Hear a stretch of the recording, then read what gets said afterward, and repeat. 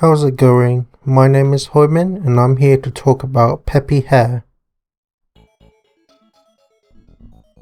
So Peppy Hare is a fictional character from the video game Star Fox, known as Starwing in Europe, and is developed by Nintendo and released for the Super Nintendo home console in 1993.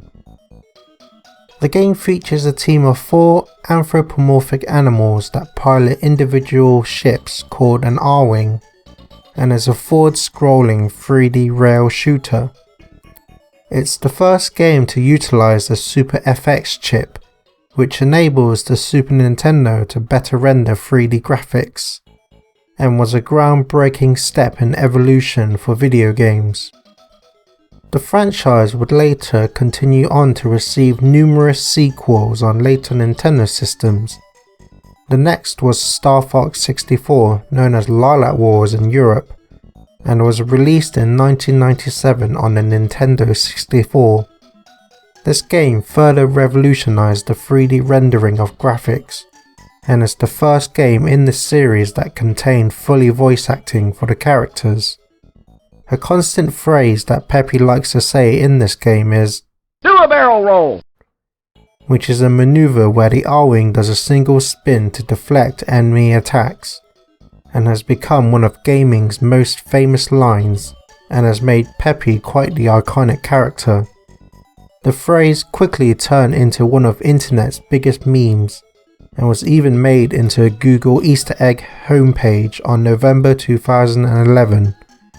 By typing in "do a barrel roll" in the search bar, the web page will appear to spin multiple times on screen. Don't believe me? Give it a try right now.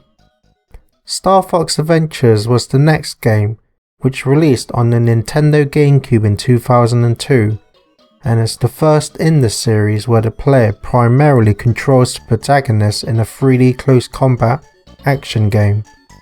The 3D rail shooting parts are still present, but only in small parts where the player needs to reach the next destination.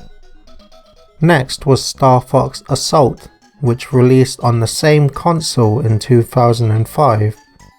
The game still retains the 3D action aspect, but is more focused on shooting rather than close combat. The 3D shooter parts are also much more present this time around. Star Fox Command was next and released on Nintendo's DS in 2006. This game adopts the same overhead strategy game from the unreleased Star Fox 2. Players would draw a path for the ships on the touchscreen to direct them into battle against the enemy. Nintendo would then remake Star Fox 64 for the Nintendo 3DS in 2011, called Star Fox 64 3D. This game would receive more modern graphics, remastered soundtrack, refined controls, and a whole new voiceover. Star Fox Zero would later release on the Nintendo Wii U in 2016, which is considered a reboot and a sequel to Star Fox 64. This game would take advantage of the Wii U gamepad, which allows the player to see through the first-person view to interact with the game. Star Fox Guard would also come bundled together with special editions of this game, and is a game where the player must control various laser turrets to stop enemies from taking over the base. In 2017, Nintendo released the SNES Mini, which is a smaller version of the second home console that features 21 Super Nintendo games built in. This system also featured the never before released Star Fox 2 for the first time. Peppy's story in Star Fox is that he's best friend with James McCloud, the protagonist's father.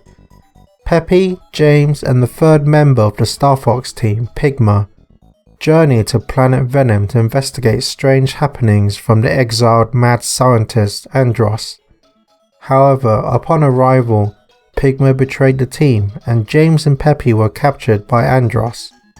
But Peppy managed to escape, and upon returning home to Planet Corneria, told James' son Fox McCloud about his father's fate. Fox, still at a young age, began to see Peppy as a father figure.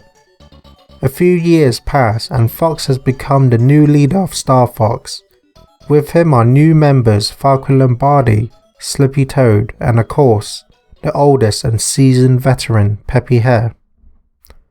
The team once again travels to Venom to finally put a stop to Andross's evil plans to dominate the Lilac system.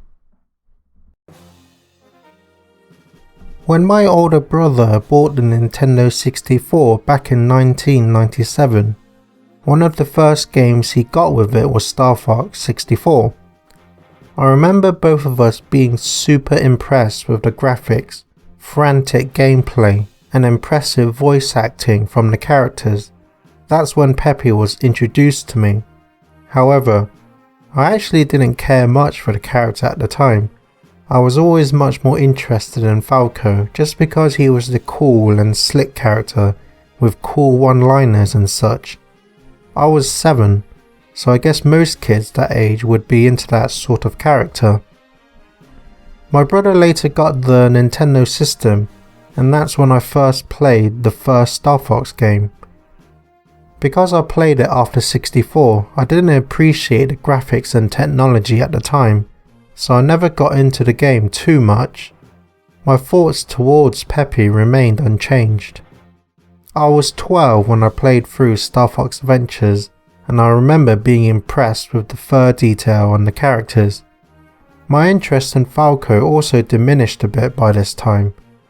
I suppose since I was a little older, my interest changed a bit. This is also when I began to think that Peppy was actually quite cool.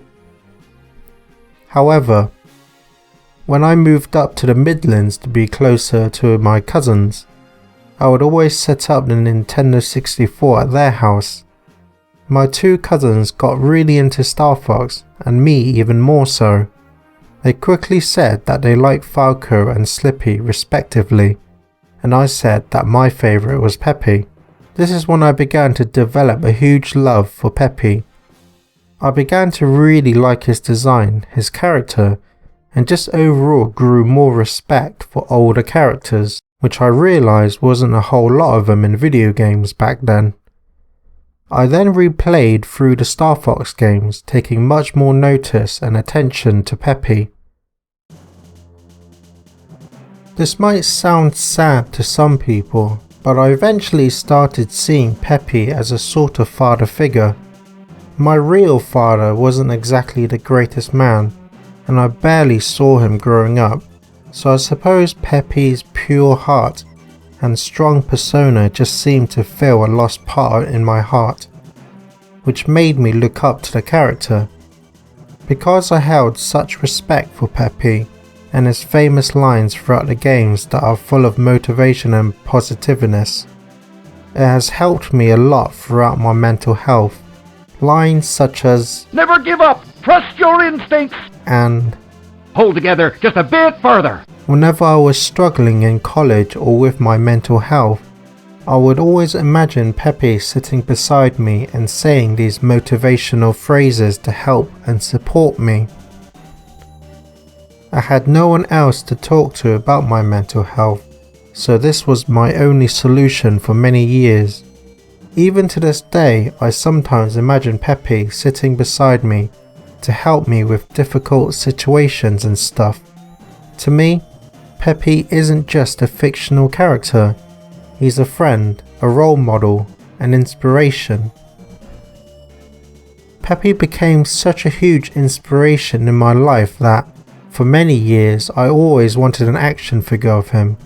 However, only until recently with Jakks Pacific, there was never one made, so I took it upon myself to sculpt and create my very own Peppy figure back in 2012. I still remember printing out source material of Peppy from various angles, sketching out where the joints would go, sculpting, and finally painting the figure was all a stressful time, but also very fun. The feeling of creating and seeing a figure of Peppy slowly come to life before my eyes was a very magical time, and to this day it's still one of my most proudest achievements. and I continue to proudly display him in my room. Of course, I also got the Jakks Pacific figure as well many years later in 2018. Because Peppy is an older character, I grew more respect and interest in older characters and realised that you don't see them as the main character too often, especially in video games. So this inspired me to design and feature older protagonists in my books. However, it wasn't all positive. There was a time where I became so obsessed with Peppy that all I could think about was the character, always imagining him with me all the time and picturing what he was doing in situations. This meant that I was always distracted and could never really focus on my surroundings. This became problematic. I kept creating fanfic of the character in my head and always wrote them out or searched for other people's fanfic online. I became so obsessed with the character that it was beginning to stress and wear me down. The one character who always supported me was also causing me stress. Because of my mental health, I can easily get obsessed with things. Fortunately, I managed to slowly get out from the cycle and no longer obsess over the character like I used to. Now it's back to the positive support like before. This was a huge accomplishment in itself, and I'm proud that I was able to regain control. To this day, Peppy is my favourite video game character, and I think it will be for a very long time. I've not come across another character that I've become so attached to, and that's inspired my life as such. This was quite a unique and personal story, so if you listened all the way to the end, then I thank you very much. I appreciate it. If you're also a fan of Peppy Hare, please let me know. I feel it would be fun and interesting to share our thoughts. That's it for this video. My name is Hoiman, and please consider subscribing. I'd really appreciate it. And remember, always look forward, keep hope alive, and remember, you're somebody.